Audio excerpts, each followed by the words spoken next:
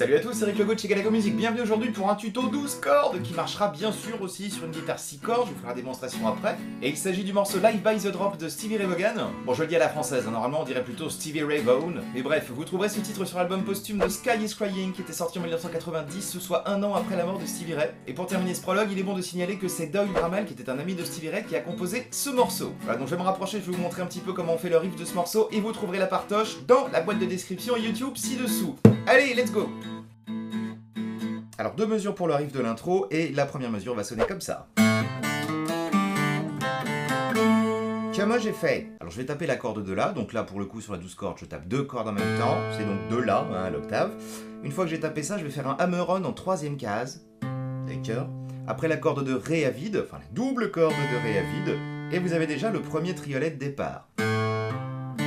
D'accord. Une fois que vous avez fait ça, on va donc conserver l'appui sur la corde de Ré et on va se placer à la première case, puis la deuxième case, d'accord, genre du début. D'accord, et dès qu'on a fait ça, on tapera la corde de Sol à vide, ce qui donnera donc pour les deux premiers groupes de triolets. Ok, là on a fait les deux premiers temps de la première mesure. Ensuite, pour le troisième temps, on va trouver une petite accélération rythmique qui va donner ça. Comment j'ai fait? J'ai tapé ma corde de Ré, ma double corde de Ré. Ok, je vais faire un hammer-on en première case, puis un pull-off sur cette même corde bien sûr, et je vais atterrir ensuite troisième case de la corde de La, soit la note Do.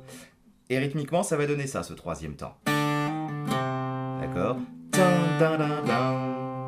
vous fais depuis le début. Pas trop vite.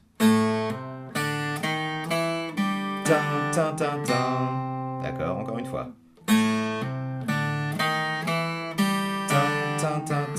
D'accord. Pour le quatrième temps, je vais taper la corde de Ré. Après, je vais rejouer la note Do au troisième case de la corde de La. Et là, je vais viser la deuxième case de la corde de Sol en faisant un petit hammer-on, en passant d'abord par la corde à vide. Voilà. Et là, on a terminé le quatrième temps de cette première mesure. Donc, le quatrième temps complet va donner... Encore. D'accord, je vous fais donc toute la première mesure.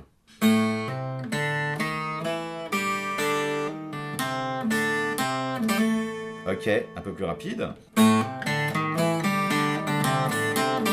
Voilà.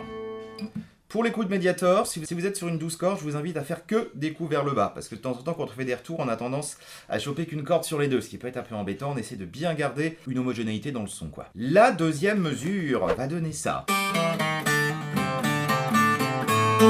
Comment j'ai fait? Je suis parti de la corde de Sol à vide. Ensuite, je suis reparti sur la corde de Ré. Je vais faire deuxième case, première case. Et là, on va retrouver, comme tout à l'heure, exactement le même plan avec la petite accélération, comme ça, en double croche. D'accord, donc ça, c'est exactement la même chose que le troisième temps de la première mesure. Donc, je vous fais les deux premiers temps de la mesure 2. Donc, triolet pour démarrer encore. Suivi de D'accord. Et dès que vous avez fait ça, on va alterner la corde de Ré à vide. Troisième case de la corde de La. Re, corde à vide du Ré. Re, troisième case de la corde de La. Et puis ensuite, La vide. Et on termine ici, deuxième case de la corde de Sol.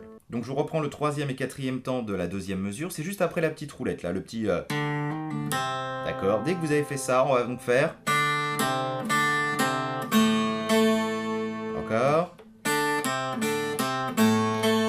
Vous voyez, même si je vais rejouer la même note ici en troisième case, je préfère enlever la pression du doigt pour que ce soit plus clean. Sinon, ça va donner quelque chose comme ça.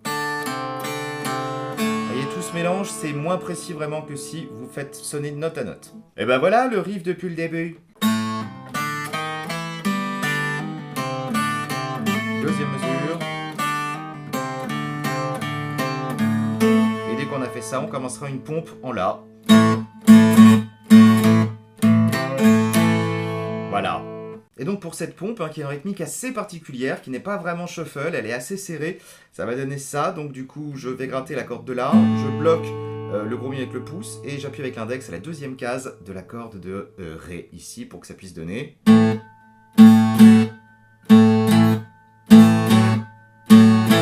Comment je fais? Je tape ici ma première croche, je vais venir bloquer tout de suite avec l'hypothénare, cette partie-là de la main, et ensuite je retape cette deuxième case.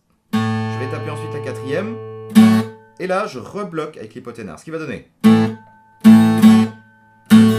une fois sur deux, en fait, on utilise l'arrêt ici, pour que ce soit, pareil, bien clean.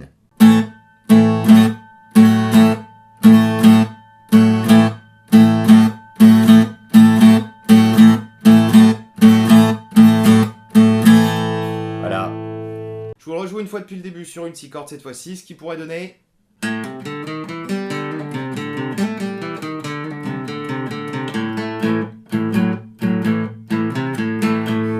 Voilà. Alors effectivement, quand on sort de la 12 cordes, on a l'impression qu'il manque des sons, mais bon, c'est tout à fait normal. Je me rapproche juste une dernière fois pour vous montrer un petit élément que je vous ai pas expliqué. Quand on est sur la troisième mesure, on fait donc la pompe comme ça, comme on a dit. 1, 2, 3. Et là, il y a un petit plan trop stylé qui fait...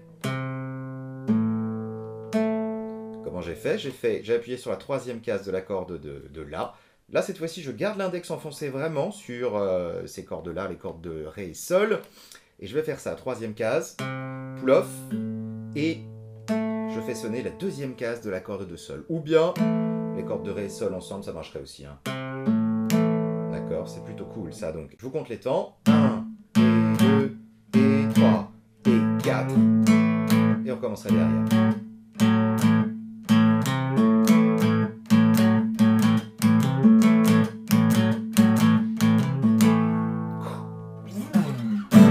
Voilà, et pour le restant du morceau, je vous invite à aller consulter la partoche, je suis sûr que vous arriverez à vous débrouiller avec. Et ben voilà, c'est terminé pour aujourd'hui, j'espère que ça vous aura plu. Je vous invite à liker cette vidéo ou bien à la partager sur les réseaux sociaux ou en parler à vos amis.